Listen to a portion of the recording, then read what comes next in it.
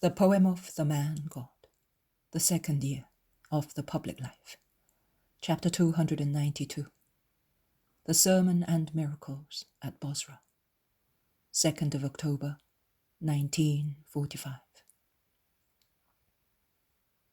And the world is so close with its waves of hatred, betrayal, sorrow, need, and curiosity. And the waves come, like those of the sea in harbour, to die here, in the yard of the inn at Bozrah, which the respectful host, whose heart is better than his face makes one suppose, has cleaned of excrement and dirt. There is a large crowd of people, both local and strangers, but of the same region. And there are people whose conversation gives me to understand that they come from very far, from the lake area or beyond the lake. I catch the names of villages and parts of sorrowful stories in the conversation of the people awaiting Jesus. Gadara, Hippo, Gergesa, Gamala, Aphek, Nain, Endor, Jezreel, Magdala, and Chorazim are mentioned by many people, together with the stories of the reasons why they have come from so far. When I heard that he had come through Transjordan, I was discouraged. But some disciples came when I was about to go back to Jezreel, and they said to us, who were waiting at Capernaum, "He is certainly beyond Gerasa by now. Waste no time.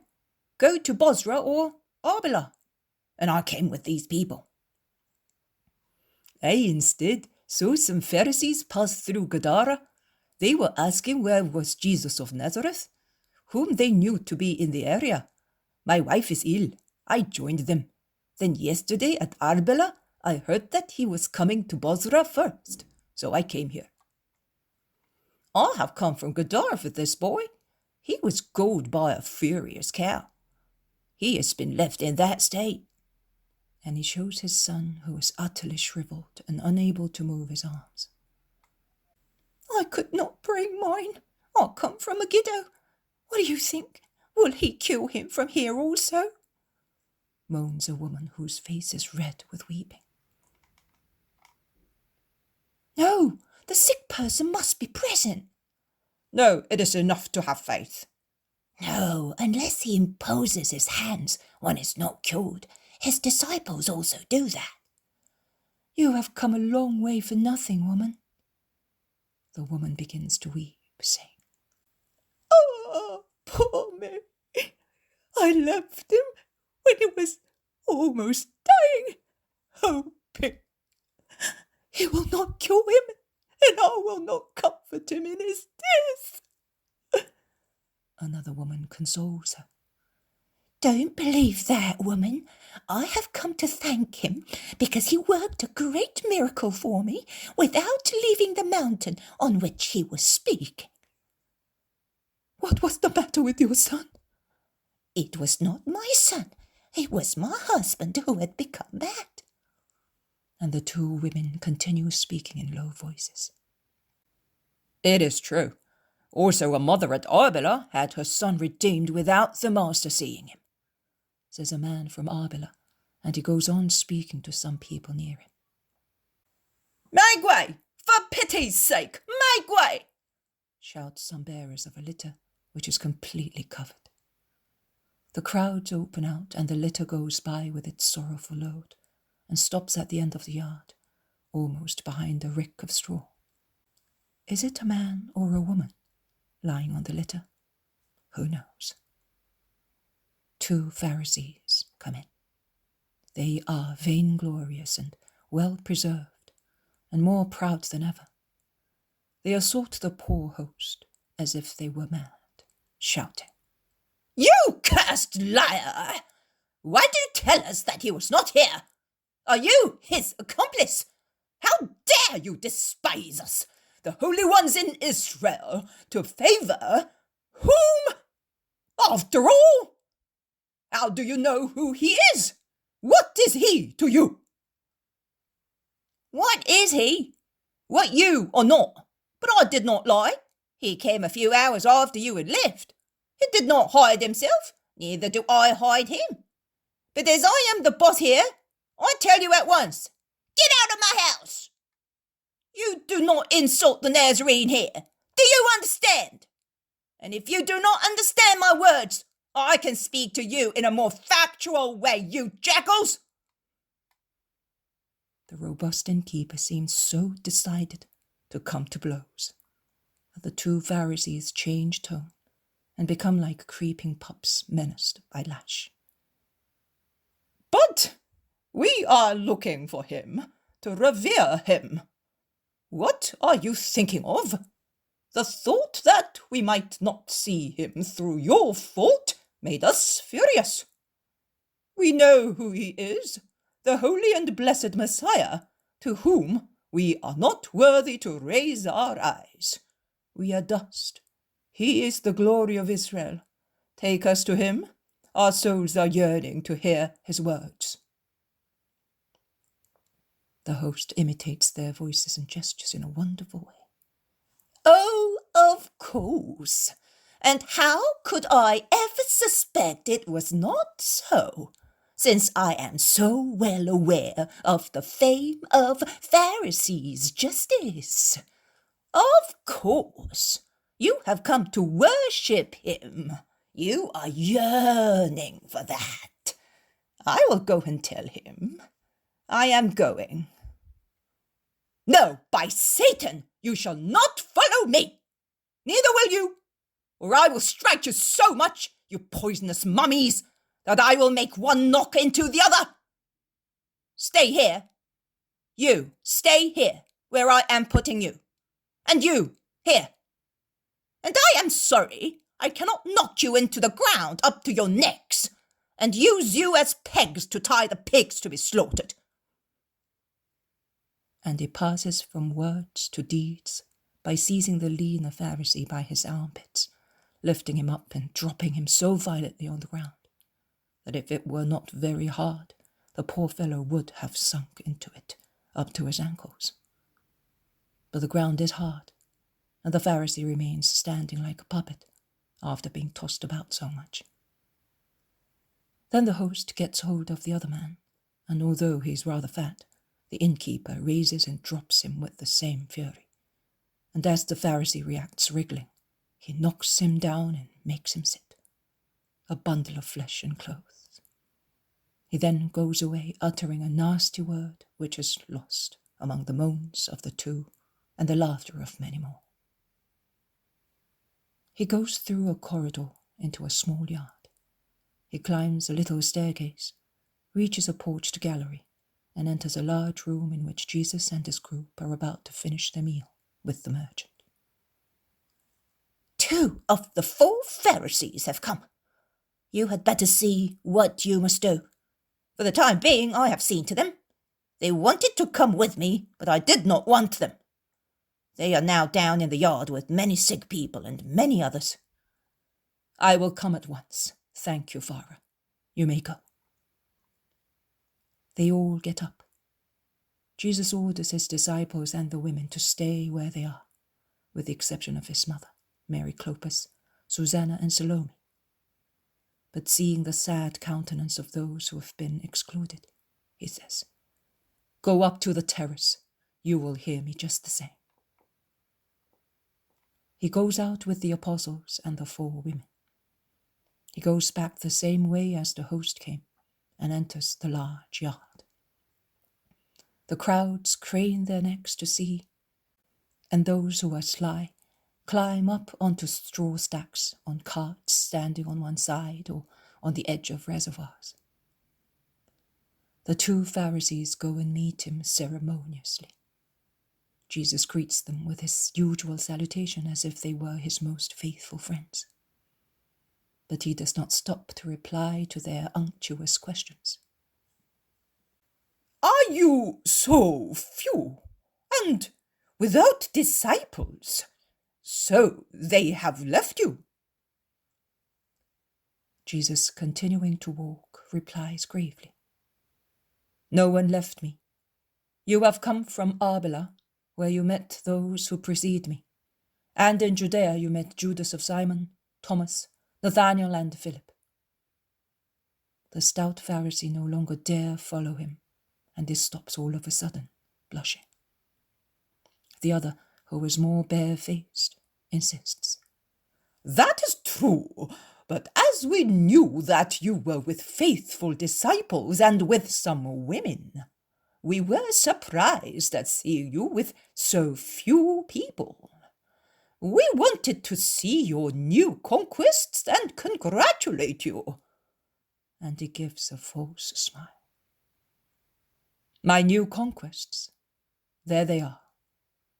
And Jesus makes a wide semicircular gesture, pointing at the crowds, which are mainly from the region beyond the Jordan.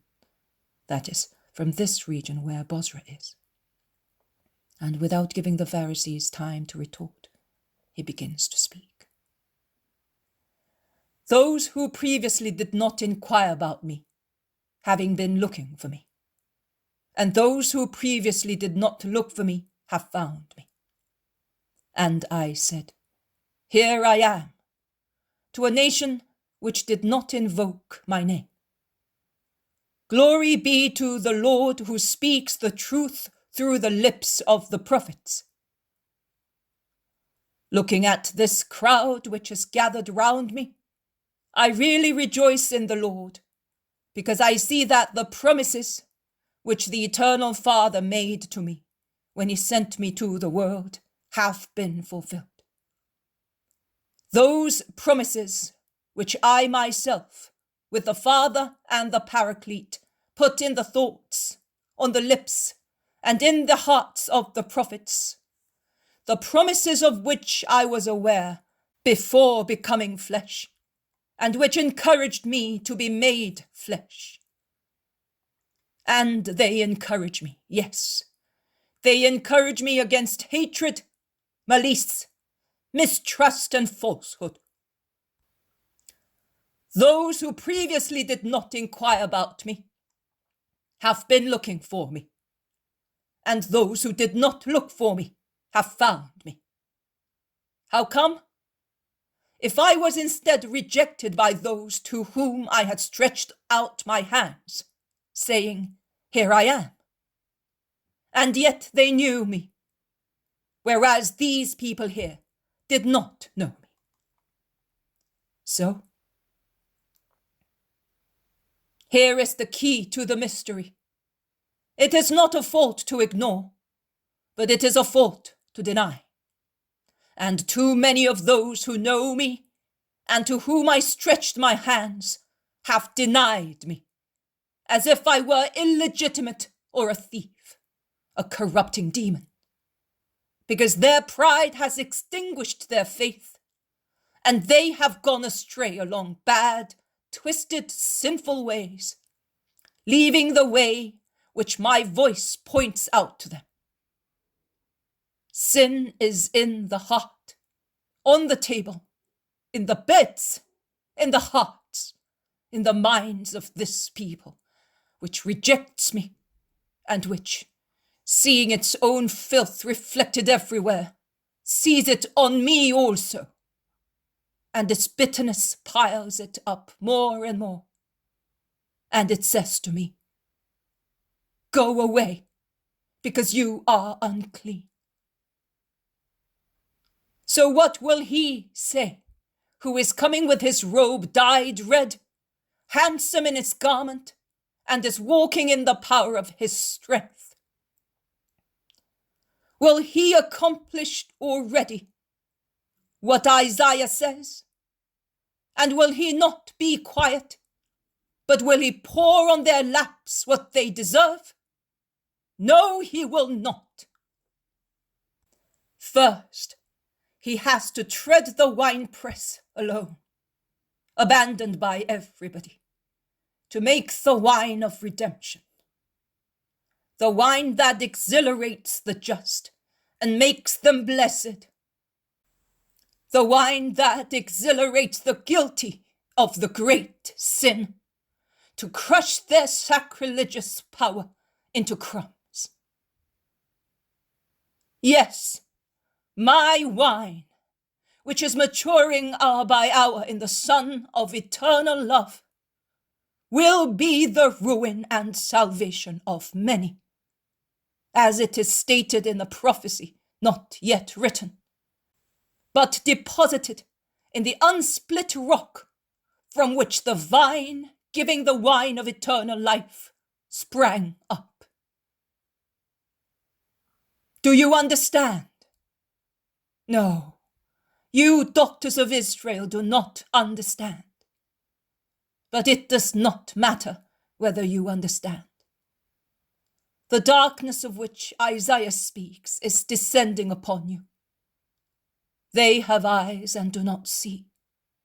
They have ears and do not hear. You shield the light with your hatred, so that one can say that the light was repelled by darkness, and the world refuses to know it. But exult, you who were in the dark and believed in the light which was announced to you. And you desired it, sought it, and found it.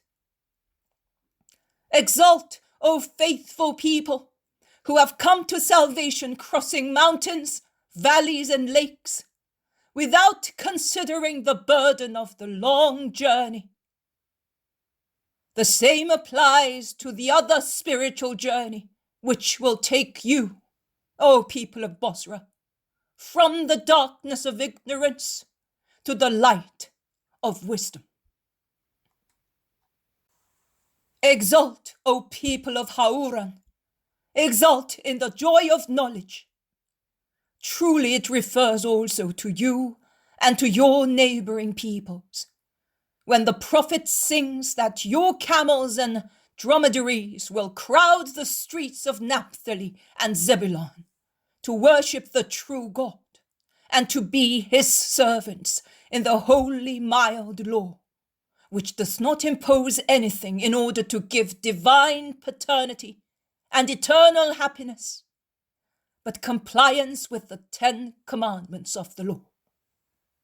To love the true God with one's whole being, to love one's neighbor as oneself,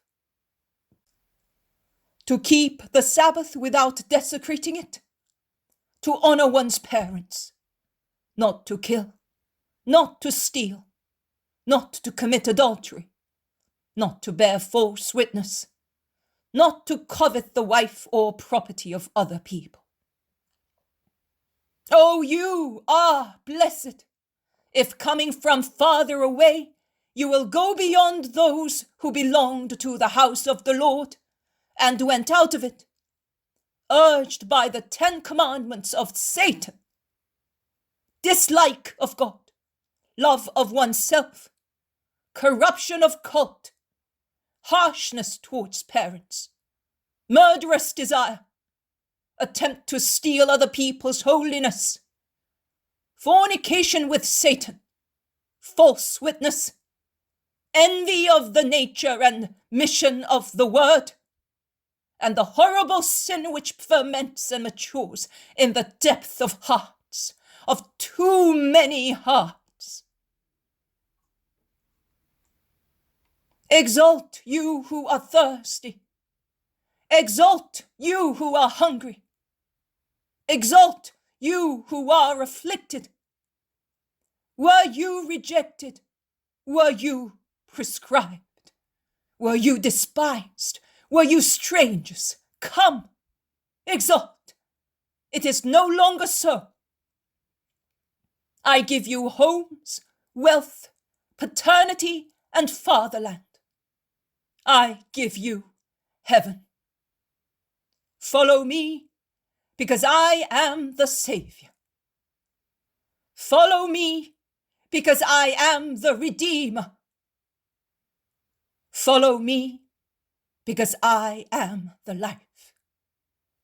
Follow me, because I am he to whom the Father refuses no grace. Exult in my love, exult, and that you may realize that I love you.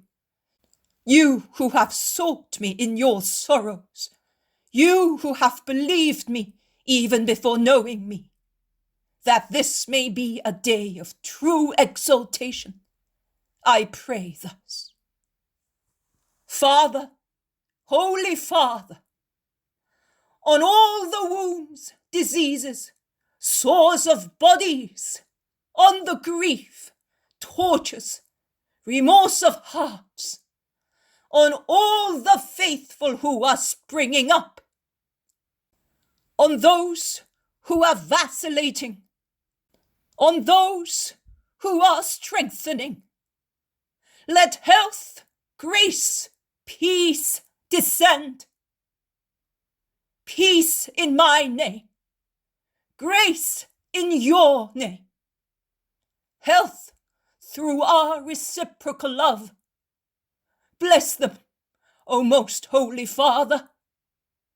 Gather and form one fold with these lost children of yours and mine. Let them be where I will be, one with you, Holy Father, with you, with me, and with the most divine Spirit. Jesus, with his arms stretched out crosswise, his palms upwards towards the sky, his face raised, his voice blaring like a silver tuba, is overwhelming in his speech. He remains thus, silent for some moments. Then his sapphire eyes stop looking at the sky to look at the large yard crowded with people who are sighing deeply moved or are quivering with hope. He joins his hands, moving them forward, and with a smile which transfigures him, he utters a final cry. Exalt, you who believe and hope! People of sufferers, rise and love the Lord your God! The healing of the diseased is simultaneous and general. Trilling voices and roaring shouts praise the Saviour. A woman squeezes through the crowd from the far end of the yard, dragging the sheet that had covered her, and collapses at the feet of the Lord. This time the terrified crowds utter a different shout. Mary, the leprous wife of Joachim! And they run in all directions. Be not afraid, she is cured. Contact with her can do you no harm, says Jesus, reassuring them. And he says to the prostrated female, Stand up, woman. You have been rewarded for your great hope, and you are forgiven for neglecting prudence towards your brothers. Go back home after the salutary ablutions. The woman, who is young and quite beautiful, stands up, weeping. Jesus shows her to the crowds who have come back and admire the miracle, shouting out of astonishment. Her husband, who adored her, had built a shelter for her at the end of his fields and went to its border every evening and gave her some food, weeping. She became infected through her pity, taking care of a beggar who did not say that he was a leper. But how did Mary, the good woman, come here? On that litter. How did we not notice Joachim's 2 servants? They ran the risk of being stoned for that. Their mistress, they loved her. She's so kind that they love her more than themselves. Jesus makes a gesture and they all become silent. You can see that love and goodness brings miracles and joy. So be good. Go, woman. No one will do you any harm. Peace be with you and with your household. The woman, followed by the servants who have burnt the litter in the middle of the yard, goes out, and many people follow her. Jesus dismisses the crowd after listening to some people, and he retires to the house, followed by those who were with him.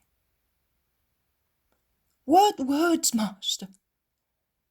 How transfigured you were! What a voice, and what miracles! Did you see the Pharisees flee? They went away like 2 creeping lizards immediately after the first words. The people of Bozrah and of all the villages here have a wonderful recollection of you. Mother, what do you say? I bless you, son, on their behalf and mine. Well, your blessing will follow me until we meet again. Why do you say that, Lord? Are the women leaving us? Yes, Simon. Tomorrow at daybreak, Alexander is leaving for Aera. We will go with him as far as the road to Arbela, and we will then leave him. And with regret, believe me, Alexander, because you have been a kind guide for the pilgrim. I will always remember you, Alexander. The old man is moved. He is standing with his arms folded on his chest, in the deep Eastern salutation, bending a little in front of Jesus. But when he hears his words, he says, Above all, remember me when you are in your kingdom. Do you wish that, Miss Archie? Yes, my lord. I also wish something of you. Which, Lord? If I can, I will give it to you, even if it were the most precious thing I possess. It is the most precious. I want your soul. Come to me. I told you at the beginning of our journey that I hoped to give you a gift at the end of it. My gift is faith. Do you believe in me, Miss Archie? I do believe, Lord. Then sanctify your soul, so that faith may not be for you not only an inert, but also a harmful gift. My soul is old, but I will endeavor to make it new, my Lord. I am an old sinner. Absolve me and bless me, because as from this moment I am beginning a new life. I will take your blessing with me as the best escort in my journey toward your kingdom. Shall we ever meet again, Lord? Not on this earth, but you will hear me, and you will believe even more, because I will not leave you without evangelization. Goodbye, Miss Archie. We shall not have much time tomorrow to say goodbye to each other. Let us do so now, before taking our food together for the last time. He embraces and kisses him. The apostles and disciples also do so. The women greet him all together. But Miss Archie kneels down almost in front of Mary, saying, May your light of a pure morning star shine in my mind until my death. Until life, Alexander. Love my son, and you will love me, and I will love you. Simon Peter asks, But shall we be going from Arbela to Aera? I am afraid we may be caught in bad weather. There is so much fog. We have had it for 3 days at dawn and sunset. That is because we have been coming down here. Do you not think that we have come down a good deal? It is so. Tomorrow you will be climbing towards the mountains of the Decapolis, and there will be no more fog there, explains Miss Archie. Come down? When? It was a flat road. Yes, but in continuous descent. So slowly that one does not notice it, but in many miles. How long will we be staying at Arbela? You, James and Judas, not even 1 hour, replies Jesus resolutely. James and Judas, not even 1 hour? And where am I going if I am not staying with you all? You are going away. As far as the land in the guardianship of Cusa. You will take my mother and the women there, with the others.